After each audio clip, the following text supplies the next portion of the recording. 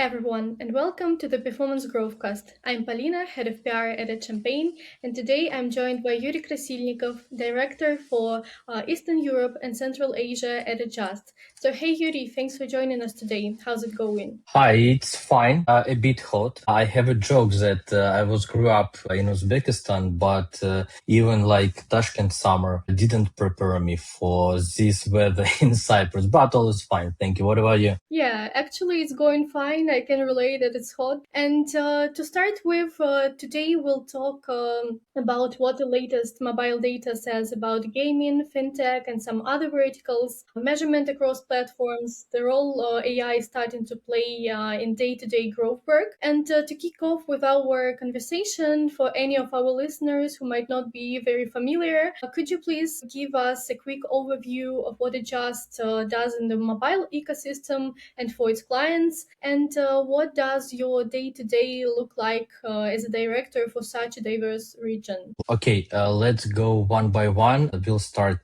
from Adjust itself. So Adjust is end-to-end marketing analytics platform. If keep it short, that it lets you make decision on data that both complete and verified. And what does it mean, like complete? Every single channel and platform, mobile, web, PC, mobile, console, CTV, unsampled, explorable into your own data warehouse. So you own your own data, not summary inside someone dashboard. And verified means that you can trust your numbers. So, for example, your fraud traffic is rejected before it appears in your dashboards. The duplication runs on your rule of set, not on vendor set. And why it's matter for like a lot of customers, because when you run a marketing campaign, channel one says, or it's my install. Second channel says you, or it came from us, and you have only one install in your own statistics. So Adjust is a layer who is independent referee and assigns this install to certain channel, and you understand how you spend like X dollars and how many users you get for this amount of money based on trustable rules and based on a measurable layer which allow you to predict your spends, your revenue, and build your marketing around. And how my like day look like. So usually it splits in three ways. First, deals, digging through a prospect's over number before I ever meet them. So open sources, SDK intelligence, benchmarks. So I arrive with a hypothesis instead of a deck. Second part is my playing coach responsibilities. So I work with my brilliant team. And the next part is, I call it building growth puzzle. When we have a picture with a customer, with a prospect, they have their plan, numbers, goals, and we lay our solution on top and help them to grow faster with less risk. And in this daily routine also is included my work for GTM for new features with like our early adopters, some betas, etc. And it's super interesting because you understand how you respond on our customers' like requests and how it helps them to solve their challenges across markets, across verticals. So it's challenging but super interesting. Actually, thank you so much for sharing such a comprehensive view of your day-to-day work. It seems like you have a very like high level of responsibility with such a diverse region, but still, I see that you are very involved and just fascinated by your work and by working with your team. So that's really wonderful to hear.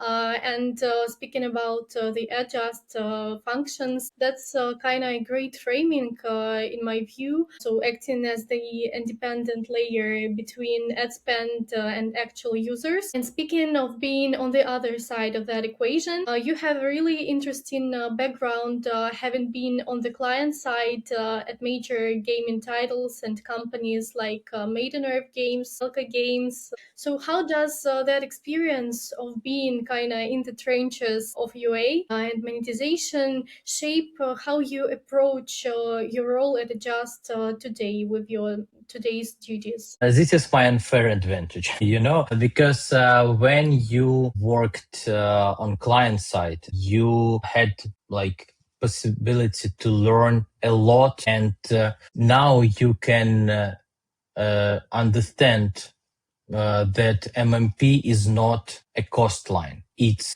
something that saves you budget and helps you make decision worth millions. And it's like true for both half of my previous experience. I worked for fast growing company, Belka Games. I built my own startup, Maiden Earth. And in both cases, even when in startup you building using like duct tape, in almost every single aspect, you realize that you need to measure your results. It's super important, first of all, for you and for your team.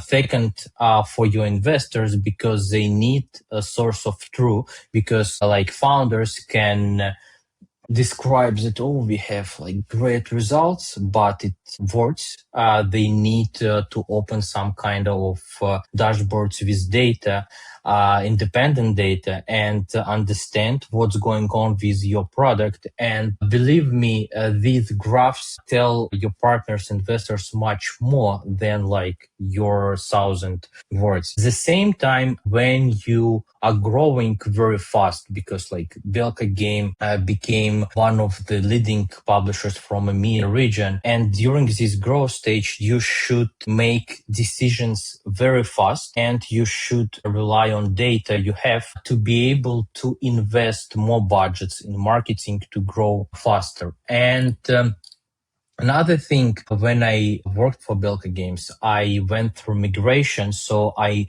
know how to avoid some issues in migration phase, and how to avoid some aspects you didn't think before. And I know it not from a service perspective, I know from developers perspective. So it's easy for me to make confident our prospects that we will avoid some common mistakes. Yeah, as you said, that's definitely your competitive advantage. And that client side perspective, in my opinion, is kind of useful here because these big numbers in a market report, they rarely tell the whole story on their own. And to concentrate a bit more on these numbers and data graphs that you mentioned, let's use just mobile app trends report for 2026 as a starting point, and let's unpack what sits behind those numbers and graphs. So to start, let's focus on gaming since it's closely connected to your background. So report paints a challenging picture for user acquisition. So we see global CPI goes up 30%, reliance on paid acquisition is soaring, but day 30 retention is still flat at just 5%. And in my view, it's kind of a pain point for everyone in the market. So from your perspective, is the answer just smarter UA, or does the industry need some more fundamental shift in focus toward retention and LTV? Thank you for this question, and it's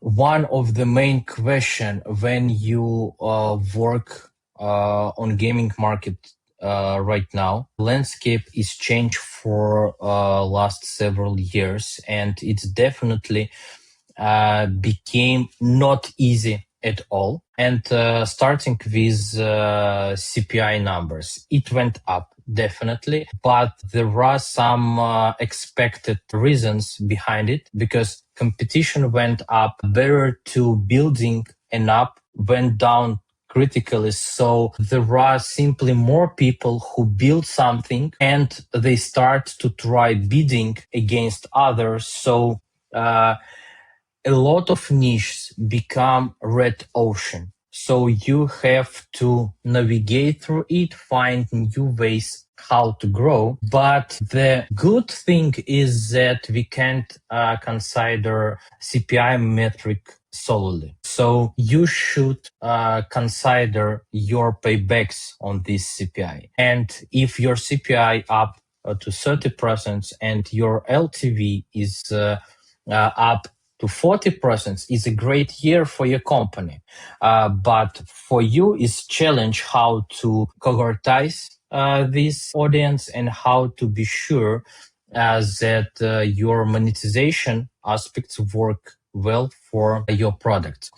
Regarding day 30 retention rate. So, I built Forex strategy game, and for us, 5% for day 30 was like an amazing result because almost all audience, especially for old-fashioned Forex strategy games, who stayed with you on day 30, most likely they are paying users. So just imagine 5% of paying users. It's something incredible for Forex strategy games. It means that you can build like evergreen franchise for 10, for 20 years ahead. But another thing is that if I remember correctly, around 30% from all installs drove by hyper casual titles. And it means that in this category of games, they have usually pretty low day 30 retention rate. And when we view like on average numbers, it means that they affect and inflate the whole picture because in some other categories, they have higher retention rate.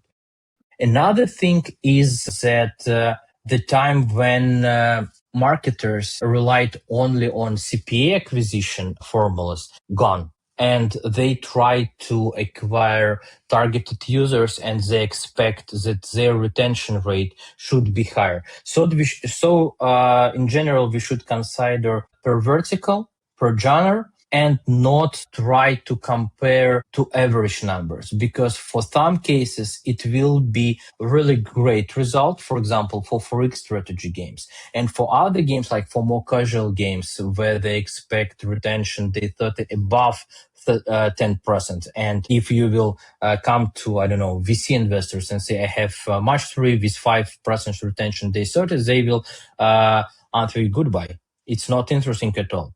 So they need higher retention.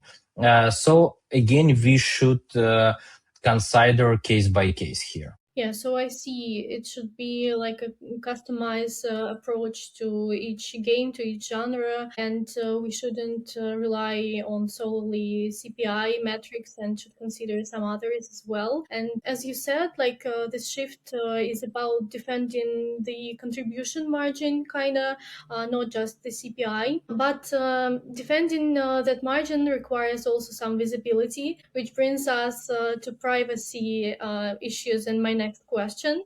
So the report shows the industry-wide ATT opt-in rate rising from 35 to 38%, with gaming leading on 39%. And that's kind of a positive trend, but still means the majority of iOS users are still opting out. So how should the teams adapt their attribution and UA strategies to break within these constraints? So yeah, industry try to fight with this for like last 4 years or already 5 years, and they did some great results. But let me to be honest, like your MMP partner could provide you, and we provide some best practices, best case, some advices, but every single developer, they do their own exercises to rise this bar, and we see that they did like pretty good results for last years.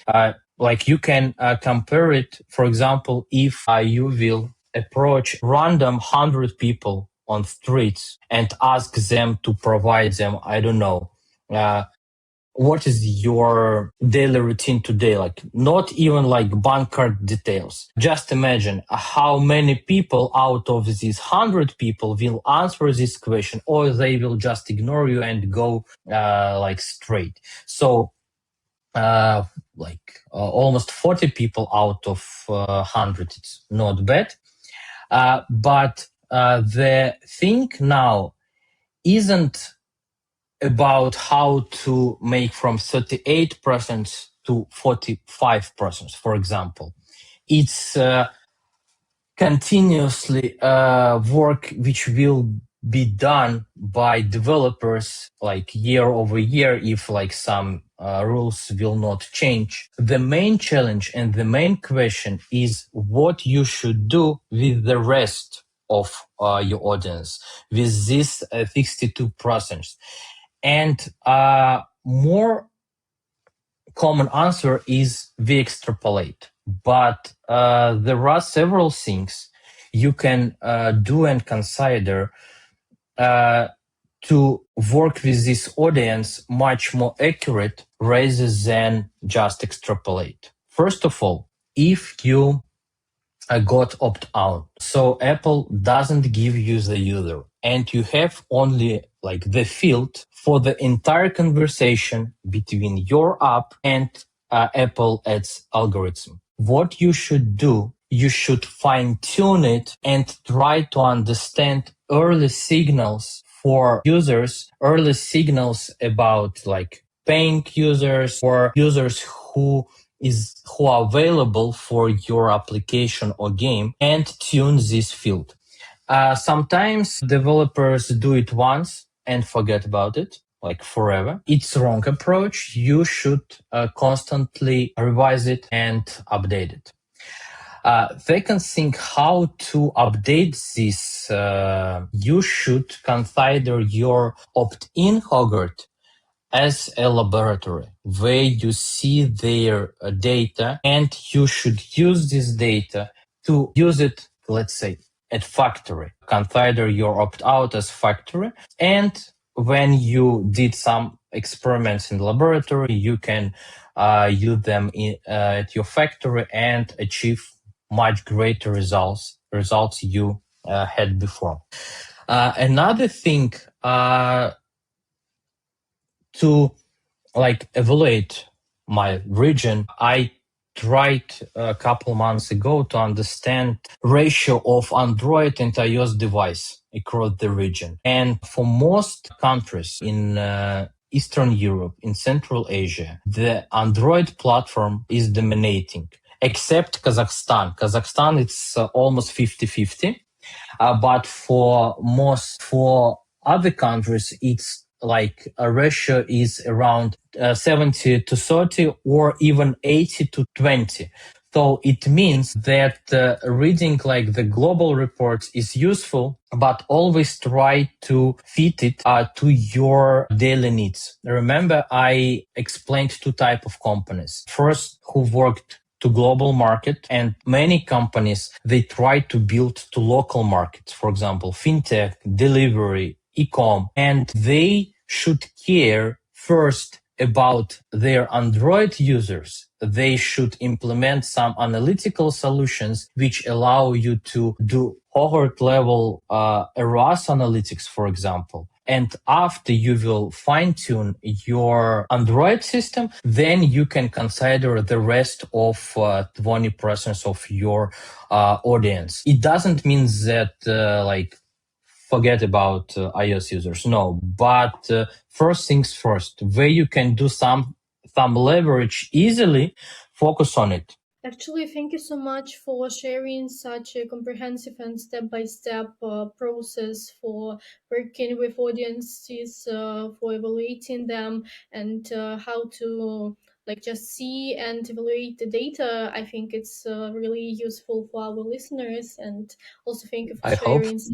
Yeah, some surprising data regarding these ratios. And actually, I love that point about like fixing your baseline measurement on Android before fighting with Apple's algorithms.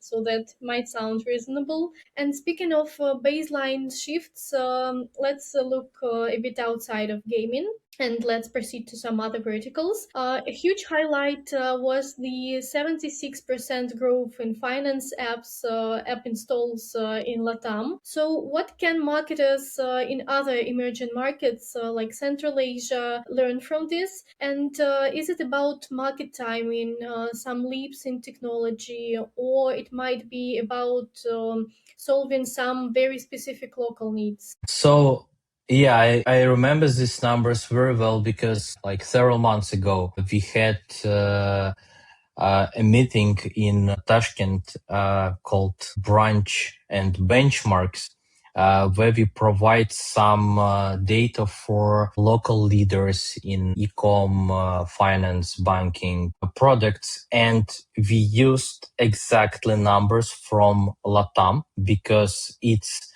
a recent example of fast growing, and like they should use this example, not like some major markets. And regarding LATAM and Central Asia, and even for some Eastern Europe countries, the answer is pretty simple. The wave is arrived. It means that several things happens at once. First, like regulation changed, which allowed these startups to grow and booming. Next, payment rails appeared, which allowed to proceed these transactions. And for Central Asia especially, they have very young population. For example, for Uzbekistan, I could be wrong, but a bit, like generally the numbers will be correct. They have more than half of their population in the age under 35 years old. So the whole population is more than 40 millions. So just imagine you have huge audience who will use your product next, not 10, like 20, 30 years. And now you can build and you should win this market. So back to LATAM region, they grew 76% against declining market. If you will check, for example, Europe, financial app installs, if I remember correctly, fall down roughly for 5%. And what was right for LATAM market, why they grew? And it's another interesting thing. We have a metric called paid to organic ratio. What does it mean? So how many users you will have in your application from paid sources to organic. And if it's above one, it means that it's a highly competitive market, mostly driven by performance markets. And global ratio is around 1.1 something. And for LATAM, for last year, it was more than 3.2. Just imagine 3 times more paid to organic ratio. And they caught this moment. Some of their leaders, they understood that they have pretty cheap at this moment, pretty cheap prices for user acquisition. So they tripled their efforts and they started to win the market to acquire as many users as they can at this moment, because further the competition will be harder. So the main thing about LATAM market, it's not this like 76% of growing. It's timing when they realized that they should do it. Other regions, we see another great examples in payment apps, Neobank, who try to do the same, and we are happy to support them into this growing. One thing to care about, and LATAM applications could like improve it, but from the first look, they care about this scaling, but they didn't care about long-term retention inside their applications. It's the main take from my point of view. Other growing regions and emerging markets should take care that they now playbook how to acquire these users. Next, they should adapt their product for long-term retention and care about their users who should spend more time and should stay inside their application, not like later to try to return them into application. So that's the main lesson from LATAM region. And it's thing they could do better, but no one is ideal, so I think that they will improve. But for example, Central Asia should avoid this mistake. Yeah, it seems to me that LATAM is kind of a very specific case with some, like a bunch of reasons for acting like that. But back to the fintech vertical, it seems like one of the examples of why install level measurement is no longer enough. And this problem goes beyond one vertical. So more and more user journeys now extend beyond the single app or platform. And now I'm coming to the question about multi-platform approach. So the report calls the shift from mobile first to multi-platform as one of the defining trends for 2026. And yet only 31% of marketers say that they are satisfied with their ability to unify data across all the platforms. So where are the biggest blind spots in this practice? And what are just clients struggling with most? Of course, if you can share this kind of data. There are platform limitation, privacy rules, and you have to comply with all of them. So the main frustrating moment for marketers is that they should do a bit more exercise to fine-tune this user journey and this user data across platforms. You should avoid this, the data comes unified, just trust it, because you should understand and you should be able to answer not only internally but also externally if some a regulation entity will come and ask for this data. You should answer clearly how it was built and what kind of rules used to match all of this information together.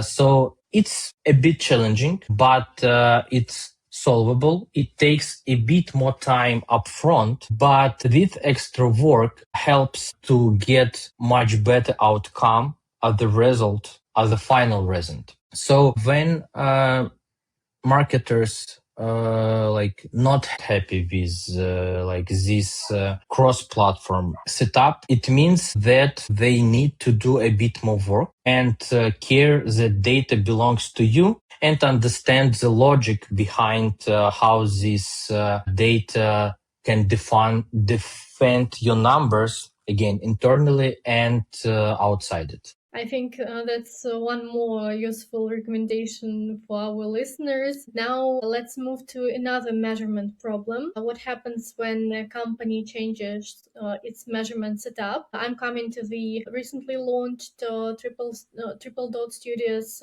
case study from Adjust. So you recently published a case study about migration of Tripledot Studios. A huge player in casual gaming with over 30 live titles. So the study mentions a very structured and step-by-step migration plan and automated device import tool. So could you please clarify that a bit? What were the key technical and communication steps that made it possible to move so many live games without some data gaps, breaking their BI and other connected with these issues? Yeah, it was a great migration project, and I want to give real credit to the team who runs this. And during this process, we were able to fine tune our well-established process and algorithm we have right now to avoid some like critical failures and to support business during the migration process. And how usually it works.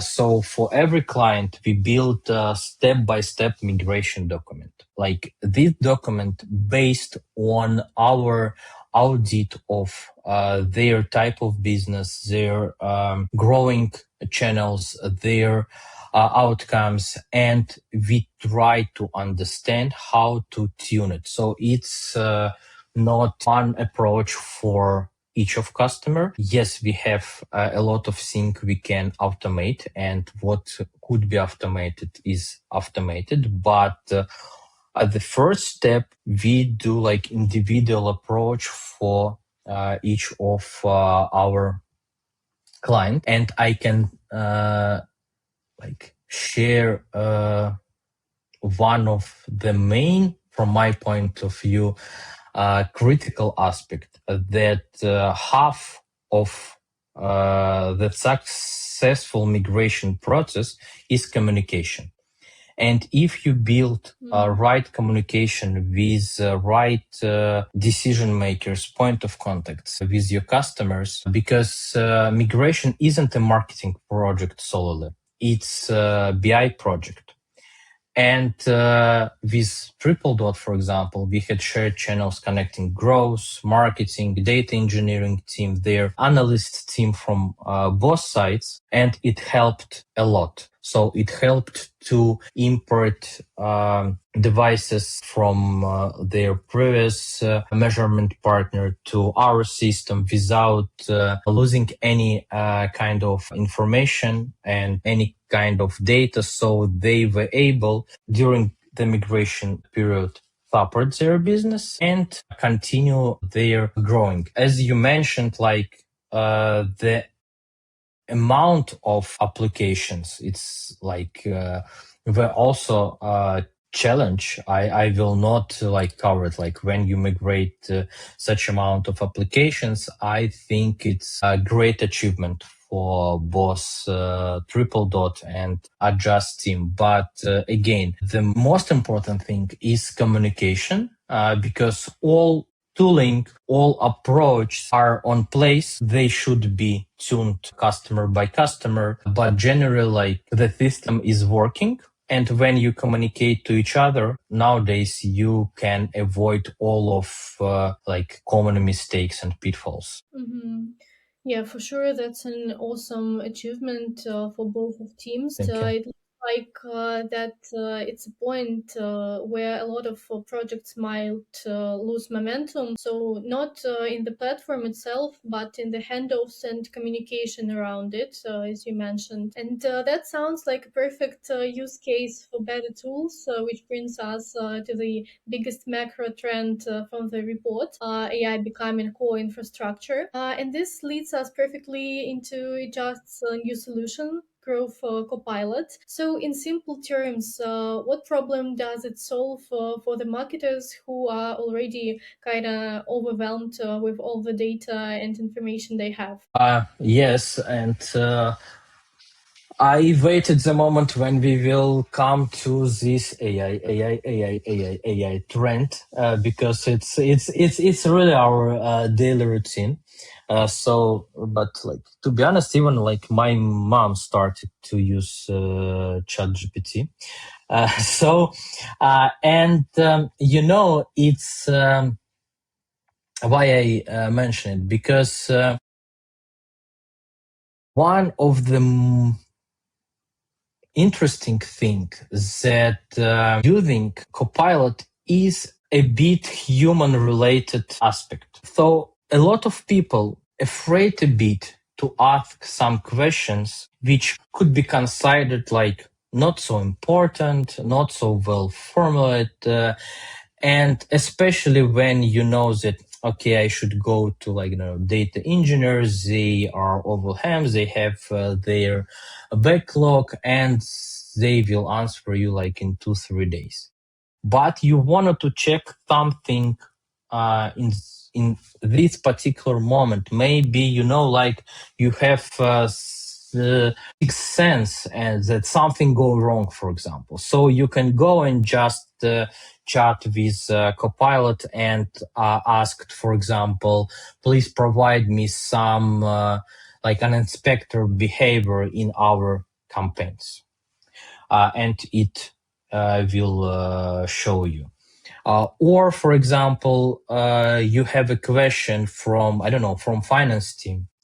What is our predicted spends for a month or two with current pace? You can go to Excel, or you can just write Copilot to analyze all campaigns running right now, and you will get predictions for next month, for example.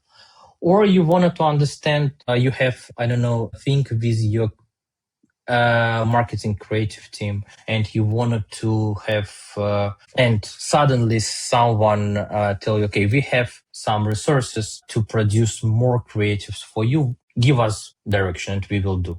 How usually it works, you go to analyze, you open dashboards, you try and understand what kind of creatives perform better. Now you can like just drop a question and get an answer in a second. And to be considered one of the smartest person in the room who knows all numbers and provides this direction to your creative team. This bunch of creative like is performing right now very well. We can scale this one. And like two type of reasons behind it. Like first, you can ask what you want, when you want, and second is speed. You get these answers based on adjust measurement layer. It looks like this is a tool that is not just implemented to have some AI features that is so like kind of fashionable and modern right now, but it's a very helpful tool which provides some extra help for the clients and for customers who need some extra assistance, and that's a really nice kind of modification for the platform, I guess. But still, if we enter this sphere and space of AI, there are some concerns about such tools. So the market now is flooded with AI tools that promise some strong insights and like the strongest insights in the market. So how does Growth Copilot move beyond just showing data to providing actual and actionable recommendations that the marketing team can use to improve their performance? Yeah, first, I agree that your point is fair. And when we started AI topic, I was a bit ironic about like AI, but yeah, you should now one of the challenge to understand if this tool is useful for you or not. And when you consider a tool for your working tasks, from my point of view, you should understand what kind of data this tool has.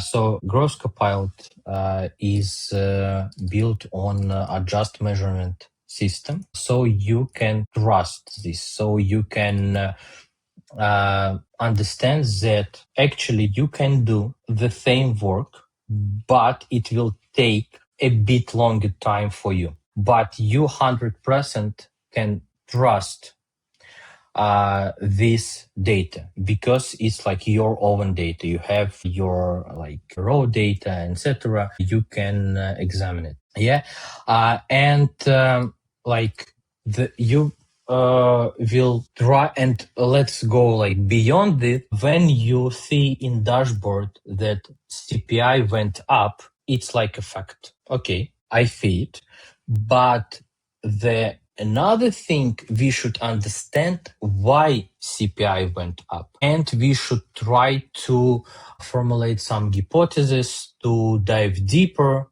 And in this case, again, speed is the most common challenge because you can formulate like dozen hypotheses and you should run one by one. With such kind of tooling as Copilot, you can do it much faster, and you can find some anomalies, etc. So industry now is somewhere between AI shows you think and AI decides. So we are like transferring from one stage to another, where you will be accelerated and make your decisions. It will be your decisions, but a bit faster, and with more information you can check in like period of time, let's say. Now I think it's kind of much more clear for our listeners what effect can Growth Copilot have on their performance and how to work with it. And now I want to move to another update at Adjust. So you've recently launched ChatGPT Ads campaign measurement. So that's, I think, a very interesting topic to discuss because it just says that integration does more than attribute installs. So it can send post install events back to ChatGPT ads and bring spent data into the same workflow. So in practical terms, what changes for a UA team on day one, and can they manage and optimize ChatGPT ads in a way that is comparable to some mature channels like Meta or Google? Or are there still some important limitations which marketers should be aware of before tuning into the project some big budgets? Yeah, like these kind of tools and channels are in our like daily routine. The case is why measurement of such kind of channels is important, as well as like mature sources like Meta, Google, TikTok. The reason is the same. Before OpenAI report their own performance, and you could rely only on this information. Now you have a clear picture what kind of channel drove this install. And we announced it like more than a week ago in public, but definitely some like clients started to beta test it even early. So we are proud to be like a partner for ChatGPT to measure their performance. And now you can come to like your marketing team and let's discuss scaling on this channel, because last how many, like 10 years, every marketing specialist try to find new channels to grow their products, like ChatGPT at one of the, I think, biggest announce for last years, and could be extremely big channel, and it's measurable right now. It's Mhm. live. If I remember, in 6 or 7 countries. Like let's count: United States, United Kingdom, New Zealand, Australia, Japan, and Korea. 6 or 7 countries. But the direction is obvious. They will go further, and more teams will be able to use this channel if they have some activities on certain markets. And like from now, you can rely on your measurement data to scale from like small budgets to bigger budget if this channel work for you. Mm-hmm. Actually, I think that's a really impressive update for the company, and like that might give marketers a way to test the channel properly. But being able to measure a channel doesn't mean it will suit every specific app. So people come to ChatGPT with a different kind of intent. So comparing to what they bring into some social feed or a game ad, It just describes ChatGPT as a new discovery channel for app marketers. So here I'm really curious about which app categories do you think have the strongest reason to test firstly, and just as importantly, which categories should probably not rush into ChatGPT ads yet? Interesting question. Where is my magic ball? Let's try to use my logic. So ad sits under ChatGPT answer. So in the conversation. So it works when someone's question lands on the product. Usually, for example, now I started to learn Greek, and how do I learn Greek? I come to ChatGPT and ask some ways of learning, and the like among common answers, it could provide some kind of services, some kind of application which is useful for learning language, for example. Yesterday, I planned my trip to Serbia, for example, and I definitely came to ChatGPT and Claude and asked some advices. For example, for Serbia, ChatGPT provided that I should rent car, 100%. It's and because these tools know like a lot of context already about you. ChatGPT knows that I rent car in Egypt, and he called me crazy to do this. So don't try to repeat this experience.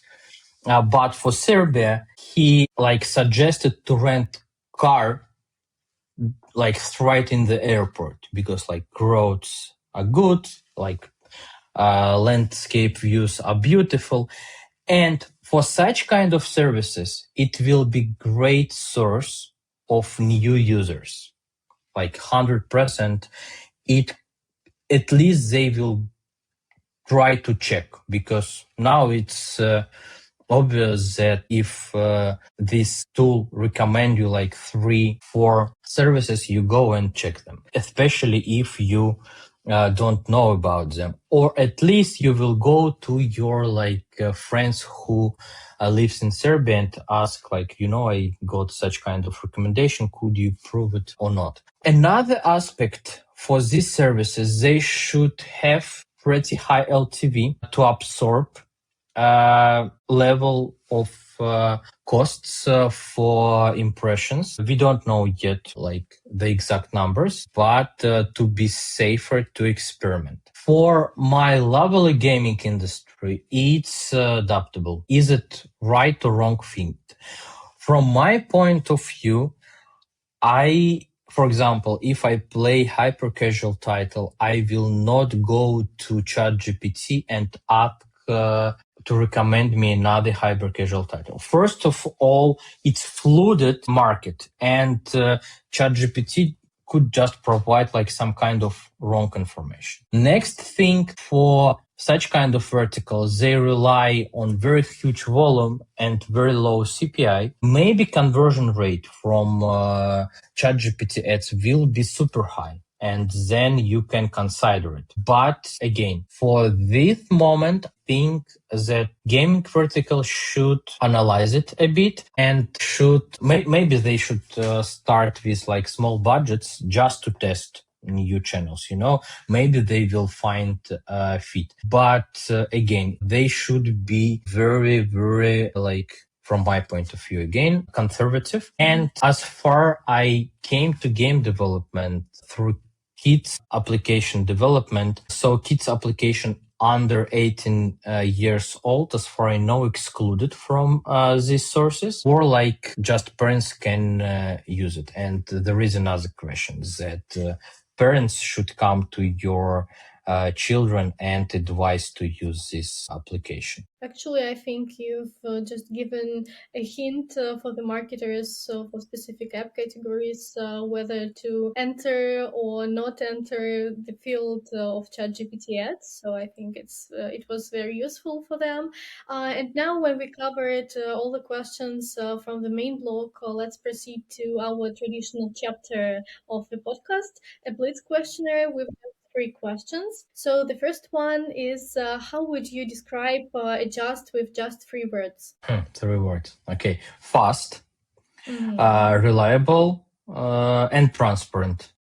Great choice.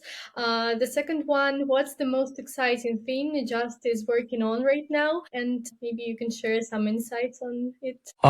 Okay. There are a lot of in beta right now. I don't know how much I can share, to be honest. But there are a lot of interesting things waiting for announcements. I will try to get you like some directions we've worked on. So, for example, more things are coming for more support for applications itself through like such kind of smart conversions, some functionality for growing LTV through subscription revenue management. And I know that it was announced at Ignite San Francisco, so I can share it with you that some creative management kit is on the way. So now creative management tools should go beyond pure management. So it become super important aspect of growing. So we are going to support our customers for such kind of tools. Again, to accelerate them and provide them more data to make their decisions faster and rely on like verified data.